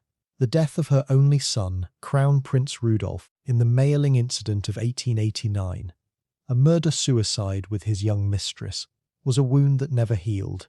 Court diaries describe how Sisi dressed in black for the rest of her life after Rudolph's death, adopting mourning clothes that became her signature, a visual echo of the grief she carried inside. Historians still argue whether her intensified focus on beauty rituals after these losses was a healthy way to cope with trauma or a form of avoidance that prevented her from fully processing her pain. You watch as she picks up a small, framed photograph from the desk. Rudolph was a child, smiling, and holds it for a moment before placing it back face down. The gesture is so tender, so private, that you feel like you're witnessing something sacred. The political isolation compounds the personal loss. Sisi never fully fit into the rigid protocols of the Viennese court, a tension that began with her difficult relationship with her mother-in-law, Archduchess Sophie, who often undermined her authority and criticized her unconventional ways. You recall the whispered poetry in multiple languages from part 1, the intellectual escape woven into royal preparation. Now you see that escape as necessity. When the court felt suffocating, when political duties clashed with personal grief, Sisi retreated into her rituals, the hair grooming, the fitness routines, the nighttime beauty treatments, as a way to carve out a space that was hers alone. Mainstream history tells us that she spent increasing amounts of time away from Vienna, traveling to Corfu, Hungary, and the Mediterranean, seeking solace in movement, in nature, in distance. But even in travel, the rituals followed her: the portable grooming kit, the hidden exercise equipment, the vials of violet essence packed carefully among her belongings. You notice how the autumn light in the room seems to deepen the shadows, casting long, melancholic shapes across the carpet.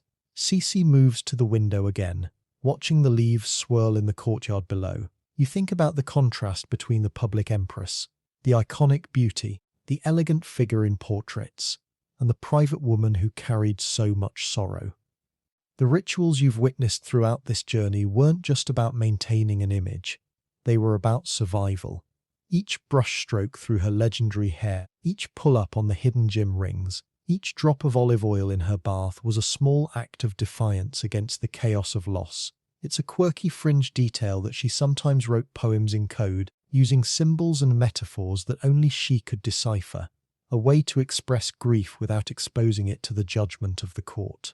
You can almost see her at the writing desk from part 3, pencil moving in that graceful script, translating pain into beauty one line at a time. You breathe in the scent of the room, violets, yes, but underneath a faint note of beeswax and old paper, the smell of memory itself. You recall the violet motifs woven through her day, the sorbet at breakfast, the essence in her bath, the petals scattered on her bed. Now you see them as more than preference. They're anchors, reminders of continuity in a life marked by rupture. When everything else changes, when children die, when sons are lost, when political tides shift, the violets remain. A small, fragrant constant in a world of uncertainty.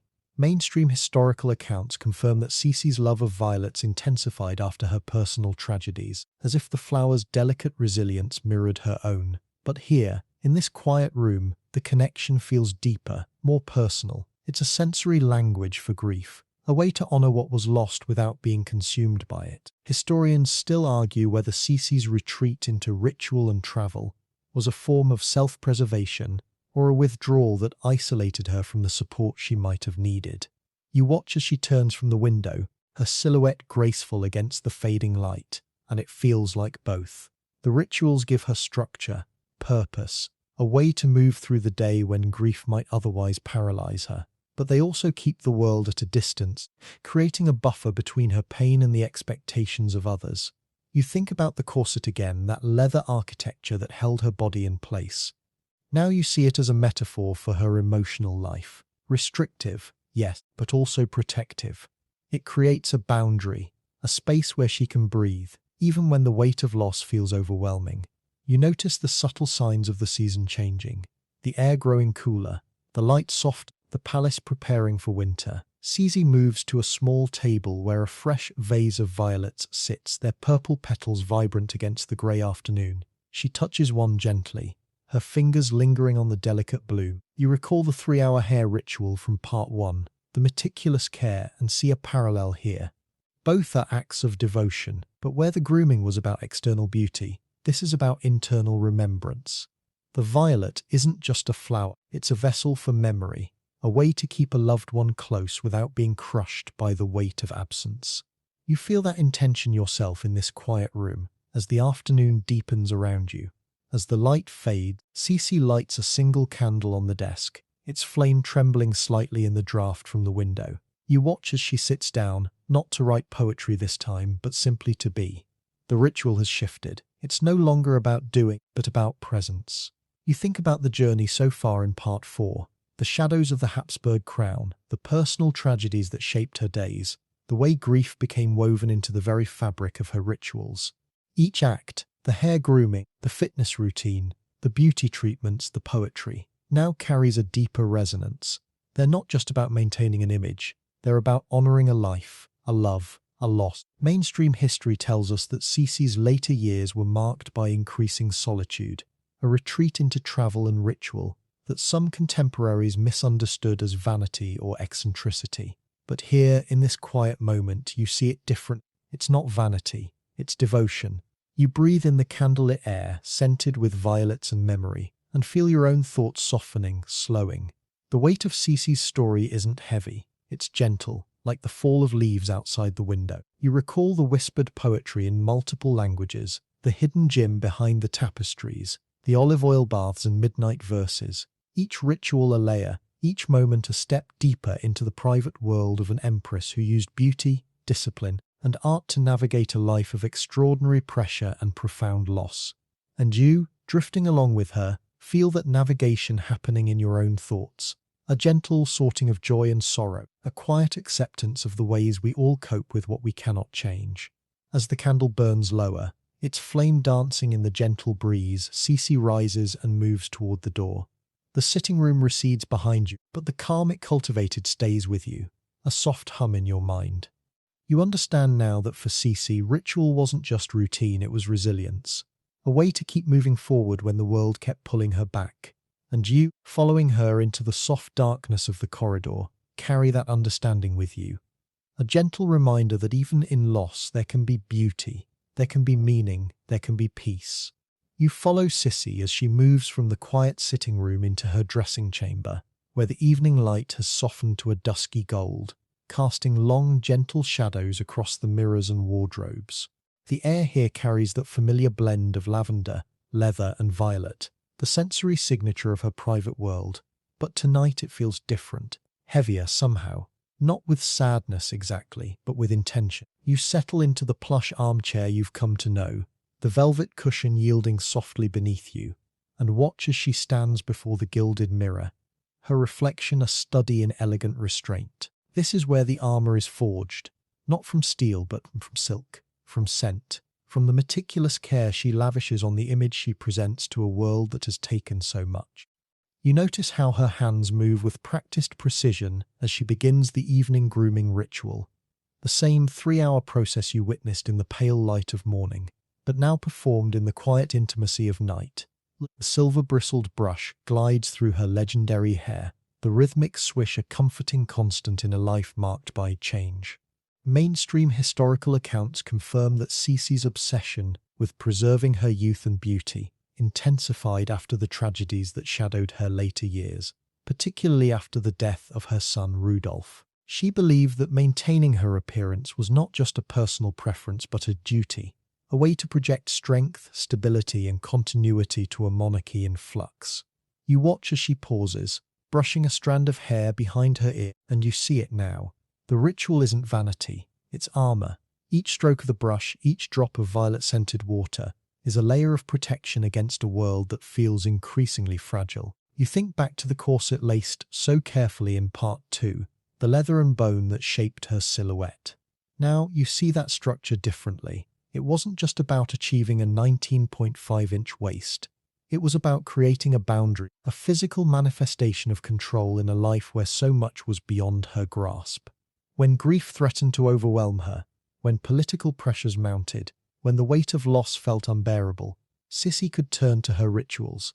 The hair grooming, the fitness routines, the beauty treatments, and for a few hours at least, she could dictate the terms. It's a quirky fringe tidbit that she sometimes had her face mask infused with powdered pearl, believing the luminous particles would not only brighten her complexion but also reflect negativity away from her soul.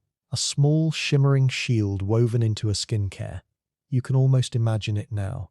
The cool, silky paste applied to her skin, the faint sparkle catching the candlelight, a literal layer of light between her and the darkness. Historians still argue whether Sisi's intensified focus on beauty after her personal losses was a healthy form of self-care or a compulsive avoidance of deeper emotional work.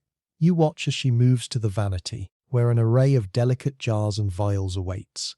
Rosewater toner, almond oil serum, a small pot of cold cream with orange blossom. Each product is applied with deliberate care, the motions almost meditative. You recall the olive oil baths and crushed strawberry masks from part 3, the lavish nighttime treatments designed to preserve her complexion. Now you see them as more than pampering. They're acts of defiance. In a world that kept taking children, sons, peace, Sisi could still control this. The shine of her hair, the grace of her posture. It's not about fooling anyone into thinking she's young. It's about reminding herself that she's still here, still capable, still worthy of care. You notice the sensory details that fill the room, the warm scent of almond oil, the gentle rustle of silk as she adjusts her dressing gown, the soft clink of porcelain as she sets down a jar. The candlelight dances in the mirror, creating a halo effect around her reflection that seems to lift her out of the ordinary world. You think about the contrast with the public appearances she was expected to make, the state banquets, the royal progresses, the ceremonies where every eye was on her, every gesture scrutinized. In those moments, her beauty wasn't just personal, it was political. A radiant empress projected a radiant monarchy. But here, in this private chamber, the armor serves a different purpose. It's not for the court, not for the public. It's for her. A way to face the mirror and see not just the grief, but the strength that remains. You breathe in the scent of orange blossom, sweet and slightly citrusy, and feel your own thoughts softening, slowing. You recall the whispered poetry in multiple languages from part 1, the intellectual escape woven into royal preparation. Now you see that escape as necessity. When words weren't enough, when grief was too heavy for verse, Sisi could turn to the physical rituals, the brush, the oil, the cream, and find a different kind of release.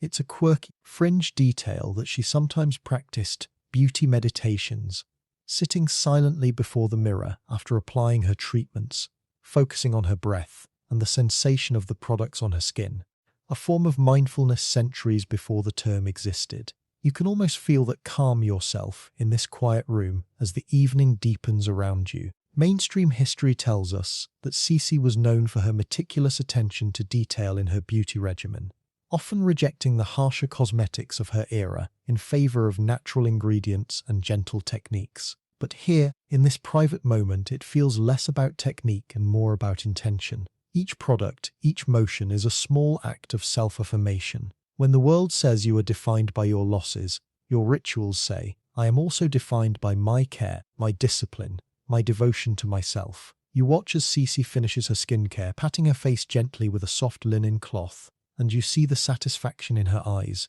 Not pride, exactly, but acknowledgement. She has tended to herself. For now, that's enough. You think about the later years of Sisi's life, when she travelled extensively, often incognito, seeking solace in movement, in nature, in distance from the court. You recall the hidden gym behind the tapestries from part 1, the rigorous physical conditioning that kept her strong.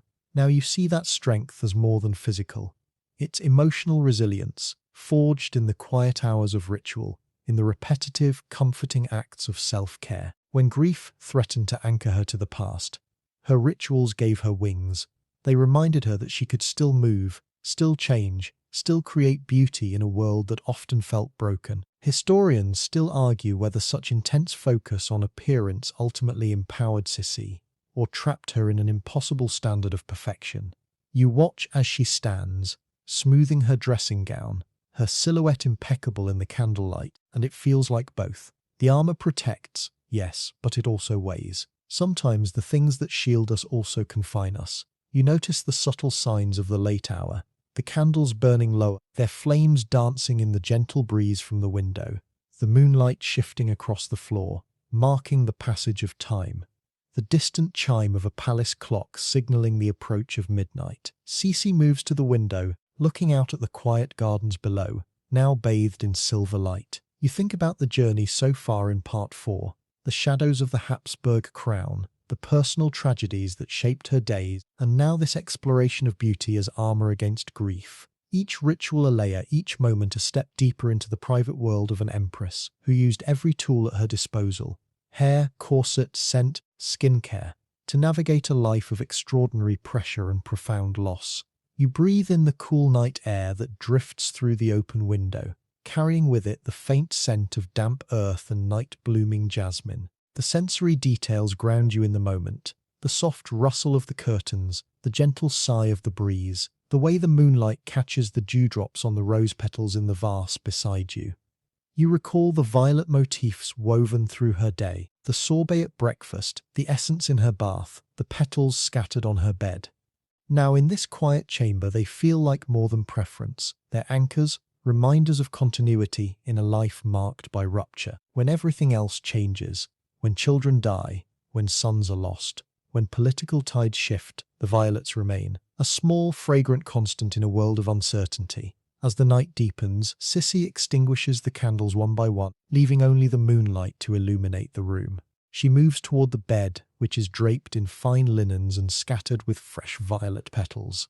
The day's rituals are complete. The 3-hour hair grooming, the whispered poetry, the hidden gym, the ascetic breakfast, the corset lacing, the olive oil bath, the floral sanctuary, the midnight verses, and now the beauty armor forged in the quiet hours of evening. Each act a testament to the power of small, intentional acts to create meaning, to preserve self, to find peace in the midst of chaos.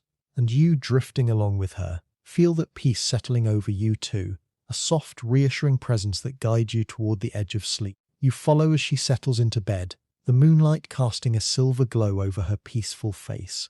The palace is silent now, the world asleep. You feel the weight of that silence, not as emptiness, but as fullness, a space where rest can finally begin. You think about the armor she's forged tonight, not from steel but from scent, from ritual, from the quiet devotion she lavishes on herself. It's a gentle armor, one that protects without isolating, that strengthens without hardening.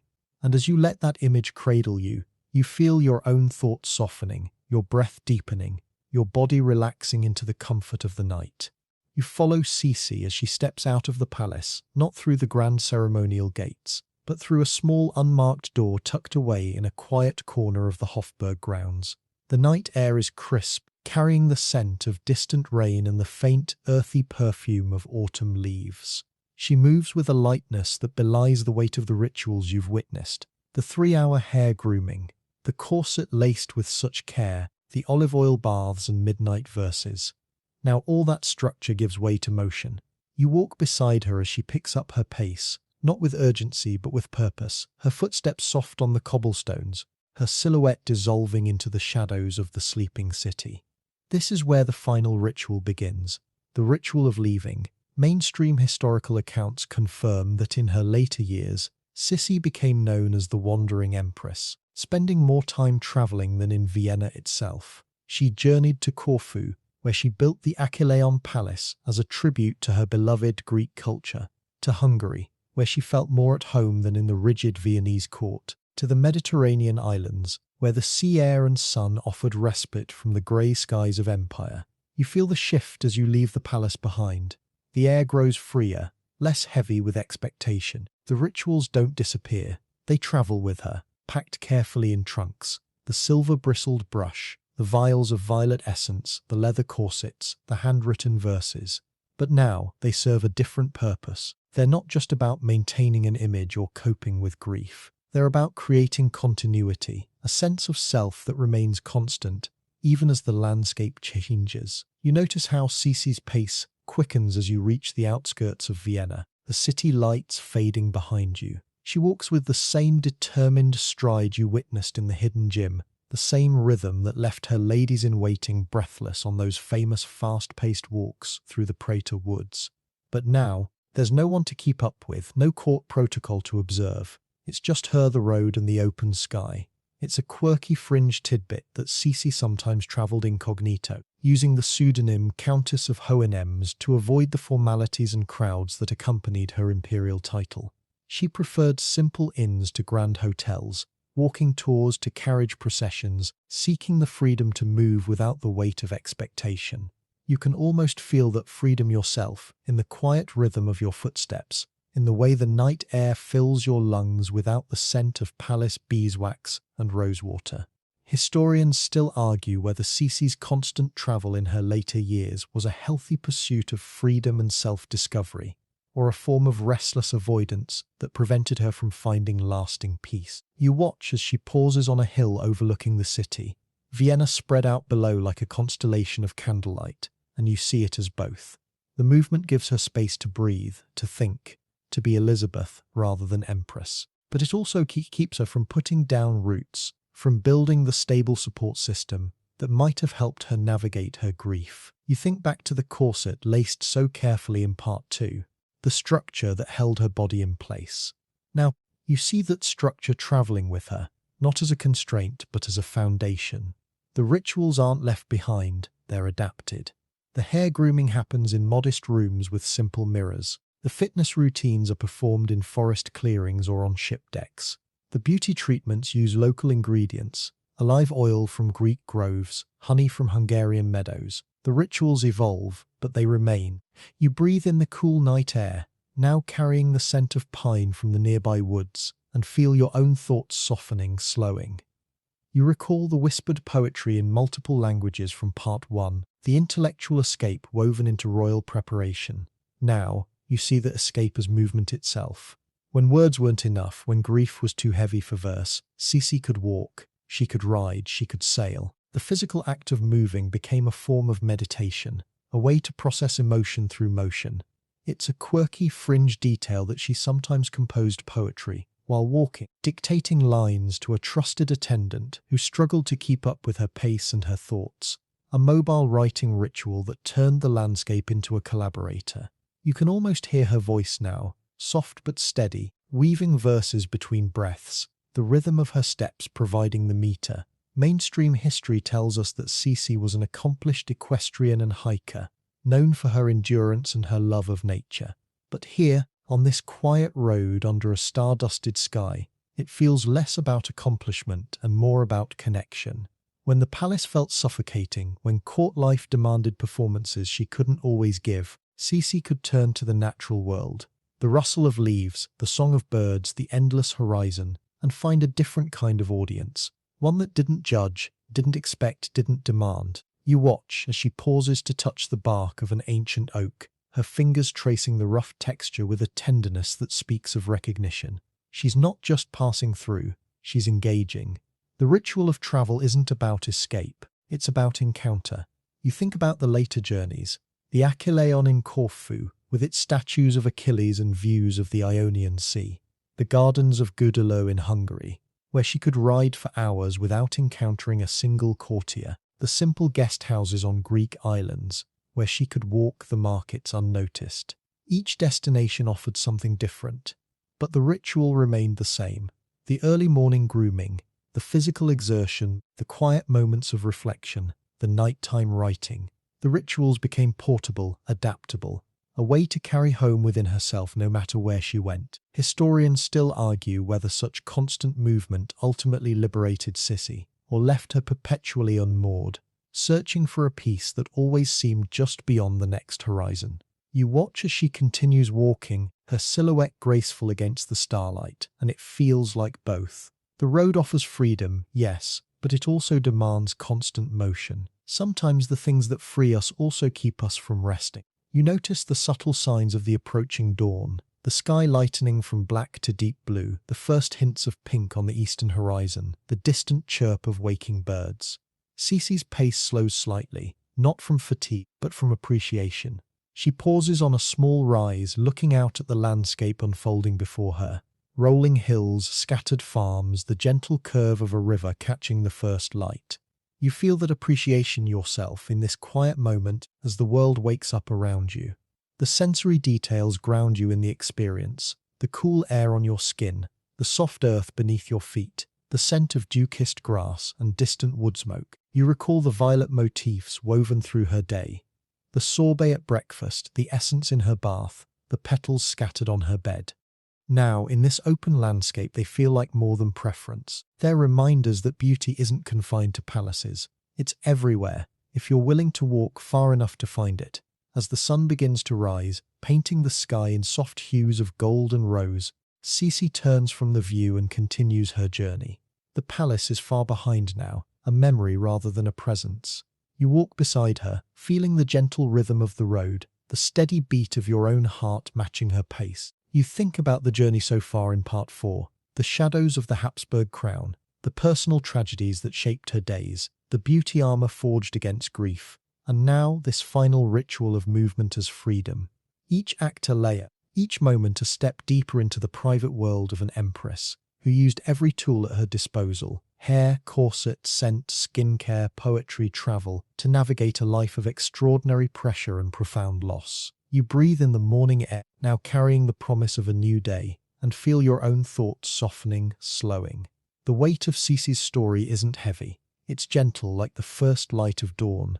You recall the whispered poetry in multiple languages, the hidden gym behind the tapestries, the olive oil baths and midnight verses, the floral sanctuaries and wandering roads.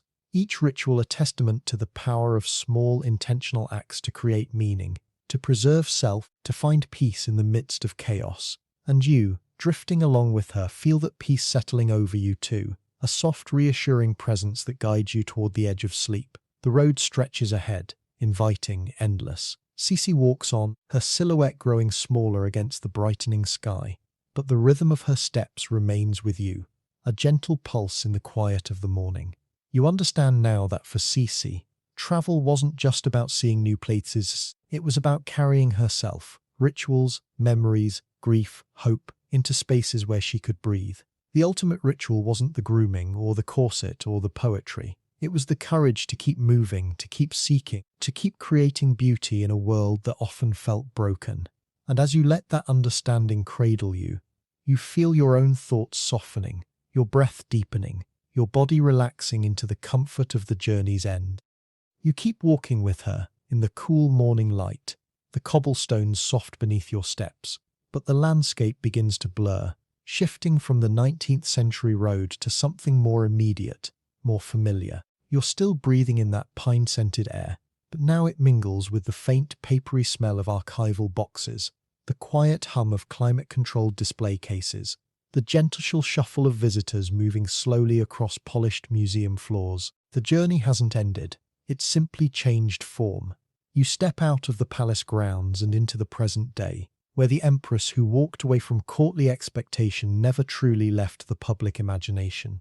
She's still there, woven into the fabric of modern memory, waiting for you to notice her in the rustle of silk, the glint of silver, the hushed reverence of those who still seek out her story. You find yourself in the Sisi Museum, tucked discreetly beneath the grand arches of the Hofburg. The air here is cool, filtered, carrying the subtle scent of preserved textiles and polished wood. Glass cases hold fragments of her daily ritual. The silver hairbrush you watched sweep through her legendary length for hours, now resting quietly on velvet. The delicate leather stays from a corset, its silk lacing faded but still taut. A row of tiny porcelain jars that once held violet sorbet, olive oil and crushed strawberry masks. Mainstream historical records confirm that these objects draw millions of visitors each year, captivated by the contrast between the Empress's public glamour and her intensely private, almost ascetic routines. You lean closer to the glass, watching the museum lights catch the edge of her famous star tiara, a circlet of diamonds shaped like constellations, originally crafted to mimic the silver stars she pinned in her hair. It's a piece that appears in countless photographs, paintings and films, yet up close you see the tiny clasps, the slight unevenness of hand-set stones, the quiet evidence of a woman who wore it not just as royalty, but as armor. You notice a group of visitors lingering near a wall of framed film stills. The images show a young actress with large, luminous eyes and a cascade of dark hair, stepping into the role that would define Sisi for generations. Romy Schneider, whose portrayal in the mid-20th century trilogy cemented the Empress as a romantic icon of elegance and melancholy. The photographs are sepia-toned, their edges slightly curled by time, but the feeling they evoke is immediate. You recall the whispered poetry in Greek and Hungarian from Part 1, the hidden gymnasium behind ornate tapestries from Part 1, the midnight writing sessions from Part 3. Those intimate moments aren't lost, they've been translated. Filmmakers, novelists, fashion designers have reached back through the decades to touch the texture of her life, pulling threads of her story into the modern day.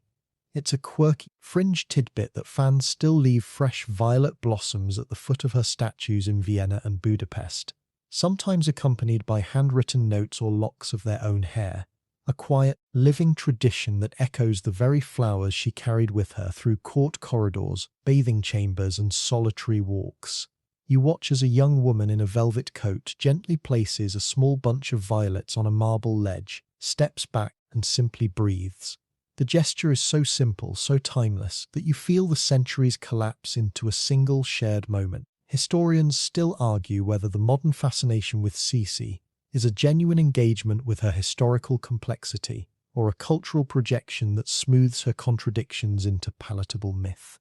You move deeper into the exhibit, past mannequins dressed in reproductions of her travelling gowns, their silhouettes echoing the strict architecture of those leather and bone corsets you watched being laced so carefully. Fashion designers have referenced her aesthetic for decades. The high necklines, the structured waists, the cascading hair, the deliberate use of dark mourning blacks that she turned into a signature style. Runway collections have borrowed the restraint of her silhouette, translating it into contemporary cuts that speak to modern ideas of control, elegance, and quiet rebellion. You think about the contrast, the suffocating protocols of the Viennese court versus the way her image has been reclaimed by women today, who see in her not just a passive royal, but a woman who carved out space for herself through discipline, travel, and relentless self-definition. The museum audio guide murmurs softly in the background, detailing the weight of the gowns, the number of hours spent on maintenance, the political implications of her public appearances. But beneath the fact, there's something else, a longing to understand how one person navigates a life of immense pressure without losing their center entirely. You settle onto a low wooden bench near a display of her personal letters, the wood smooth and cool beneath you. The exhibit is quiet, almost reverent, the kind of atmosphere that encourages you to lower your voice, to slow your breath. You pick up a reproduction of one of her sketches, a quick ink-drawn profile of a mountain ridge, the lines confident, unhesitating. You recall the 3-hour morning hair ritual, the meticulous brushstrokes that felt like meditation. Here you see the same intention in ink, in fabric, in the way she curated her own image long before social media or modern celebrity culture made self-branding commonplace.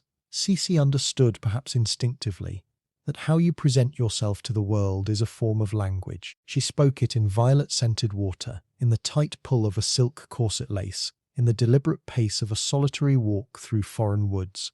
And modern audiences still listen, still watch, still lean in, trying to catch the rhythm of a life lived with such fierce, quiet intentionality. It's not just about beauty, it's about continuity. The way her story refuses to fade, not because it's perfect, but because it's deeply human in its longing for autonomy, for beauty that outlasts grief, for a self that can't be entirely contained by duty. You notice a small interactive screen near the exit, playing a loop of restored archival footage, grainy black and white images of early 20th century travellers, of fashion plates, of Vienna streets that once echoed with the hooves of her carriage. The footage is silent, but you can almost hear the soft swish of her skirt, the gentle clink of porcelain teacups, the steady scratch of her pencil on midnight paper. You think about how strange it is that a woman who spent so much of her life trying to remain unseen, who travelled under pseudonyms, who wrote poetry in private and exercised behind drawn tapestries, is now one of the most visually documented monarchs in European history. Her legacy isn't preserved in treaties or political decrees, but in sensation, the coolness of a leather glove, the warmth of an olive oil bath, the weight of a star tiara, the quiet rustle of a violet ribbon tying together pages of verse. Mainstream cultural historians note that the Sisi phenomenon bridges history and pop culture, creating a space where academic rigor meets emotional resonance. But here, sitting in the quiet of the museum, it feels less like analysis and more like remembrance. A collective act of holding space for a woman who refused to be entirely defined by the crown she wore. You rise slowly, the bench creaking softly beneath you, and make your way toward the exit. The museum lights feel warmer now, gentler, as if the space itself is exhaling after sharing its secrets. Outside, the city hums with modern life. Cars passing, distant chatter, the chime of a street musician's melody. But beneath the noise, you still feel the quiet pulse of her rituals. You recall the hidden gym behind the heavy hunt tapestry, the way she used physical exertion as a language when words failed. You recall the midnight baths, the scent of strawberries and olive oil, the cool press of veal slices resting on her skin. You recall the fast-paced walks that left attendants breathless, the poetry composed in reverse, the lockets holding curls of lost children's hair. None of it feels distant. It feels alive, adapted, echoing in the way we still seek out routines that ground us, scents that comfort us, silhouettes that make us feel held. Historians still argue whether the modern Sisi myth honors her complexity or flattens it into romance. But as you step out into the afternoon light, you sense that the truth lies in the tension itself. She is both historical figure and cultural mirror, reflecting our own desires for beauty, for control, for escape, for a life that can be shaped by intention rather than circumstance. You walk slowly down the cobblestone street, the museum receding behind you, but the calm it cultivated stays with you, a soft hum in your mind.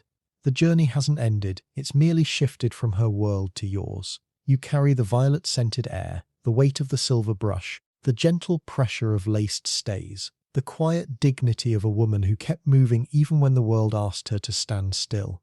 And as you let these images settle, you feel your own pace slowing, your breath deepening, your thoughts softening into the gentle rhythm of memory. The next step awaits, but for now, you rest in the quiet certainty that some echoes never fade. They simply wait for you to listen closely enough to hear them. You drift from the museum's quiet halls back into the soft focus of memory, where the line between past and present blurs like watercolor on damp paper.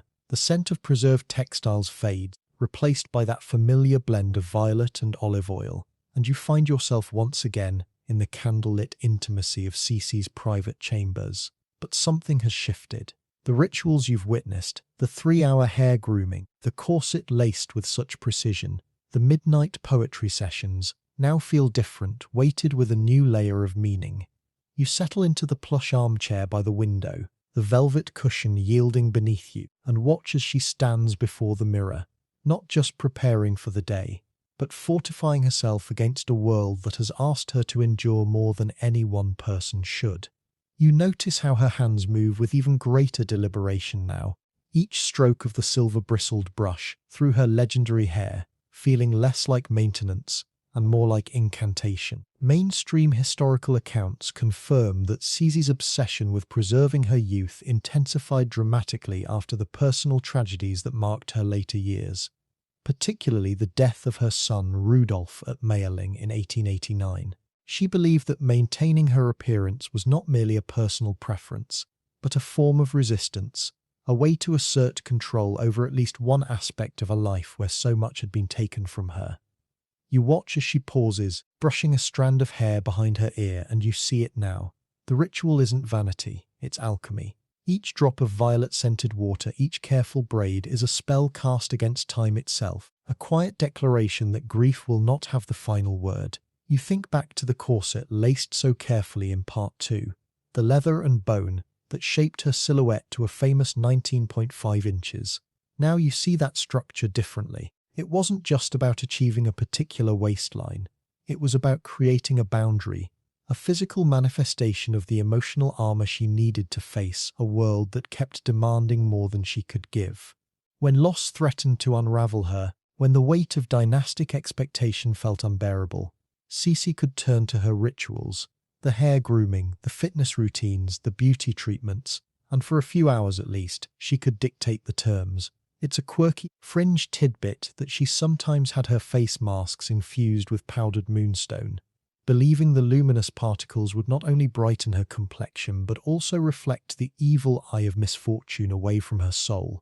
A small, shimmering shield woven into her skincare, a literal layer of light between her and the darkness. You can almost imagine it now. The cool, silky paste applied to her skin, the faint sparkle catching the candlelight, a silent promise that she would not be consumed. Historians still argue whether Sisi's intensified focus on beauty after her personal losses was a healthy form of self-preservation or a compulsive avoidance that prevented her from fully processing her grief. You watch as she moves to the vanity, where an array of delicate jars and vials awaits. Rosewater toner, almond oil serum, a small pot of cold cream scented with orange blossom. Each product is applied with deliberate care, the motions almost meditative. You recall the olive oil baths and crushed strawberry masks from Part 3, the lavish nighttime treatments designed to preserve her complexion. Now you see them as more than pampering. They're acts of defiance in a world that kept taking. Children, sons, peace. Sisi could still control this, the softness of her skin, the shine of her hair, the grace of her posture. It's not about fooling anyone into thinking she's young. It's about reminding herself that she's still here, still capable, still worthy of care. The beauty becomes a sword, yes, but one she wields inward, carving out a space where she can breathe. You notice the sensory details that fill the room, the warm scent of almond oil, the gentle rustle of silk as she adjusts her dressing gown, the soft clink of porcelain as she sets down a jar. The candlelight dances in the mirror, creating a halo effect around her reflection that seems to lift her out of the ordinary world. You think about the contrast with the public appearances she was expected to make. The state banquets, the royal progresses, the ceremonies where every eye was on her, every gesture scrutinized. In those moments, her beauty wasn't just personal, it was political. A radiant empress projected a radiant monarchy. But here, in this private chamber, the armor serves a different purpose. It's not for the court, not for the public. It's for her. A way to face the mirror and see not just the grief, but the strength that remains. You breathe in the scent of orange blossom, sweet and slightly citrusy, and feel your own thoughts softening, slowing, matching the gentle rhythm of her care. You recall the whispered poetry in multiple languages from Part 1, the intellectual escape woven into royal preparation. Now, you see that escape as necessity. When words weren't enough, when grief was too heavy for verse, Sisi could turn to the physical rituals, the brush, the oil, the cream, and find a different kind of release. It's a quirky, fringe detail that she sometimes practiced beauty meditations, sitting silently before the mirror after applying her treatments, focusing on her breath and the sensation of the products on her skin, a form of mindfulness centuries before the term existed. You can almost feel that calm yourself. In this quiet room, as the evening deepens around you, the ritual becomes a bridge between the internal and external, a way to translate emotional turbulence into tangible, manageable acts. When the world feels chaotic, you can still control the brushstroke. When loss feels endless, you can still measure the drop of oil.